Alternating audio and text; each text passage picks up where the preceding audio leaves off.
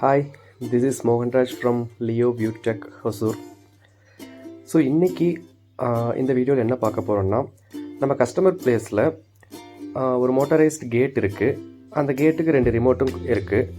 But every time நம்ம கஸ்டமர்னால் அந்த ரிமோட்டை வந்து கேரி பண்ண முடியாது. ஸோ சம்டைம்ஸ் அதை மறந்துடுறோம், இல்லை காரில் வரும்போதோ இல்லை எமர்ஜென்சியாக வெளியே கிளம்பும்போதோ அதை மறந்துடுறோம். அகெயின் ஒன்ஸ் மறுபடி வீட்டை ஓப்பன் பண்ணி போய் ரிமோட் எடுத்துகிட்டு வரணும் அப்படிங்கிற சுச்சுவேஷன்ஸ் நிறைய டைம் வருது.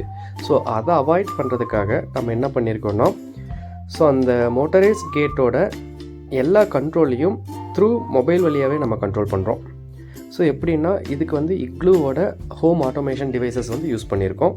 ஸோ அதை யூஸ் பண்ணி எப்படி கேட்டை வந்து ஓப்பன் பண்ணுறோம், ஸ்டாப் பண்ணுறோம், அகெயின் வந்து க்ளோஸ் பண்ணுறோம் அப்படிங்கிற ஒரு சின்ன டெமோ மட்டும் தான் இந்த வீடியோவில் பார்க்க போகிறோம்.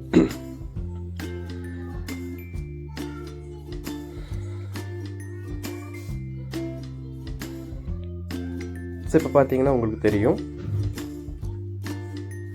கஸ்டமரோட ஃபோன்லேருந்து ஜஸ்ட்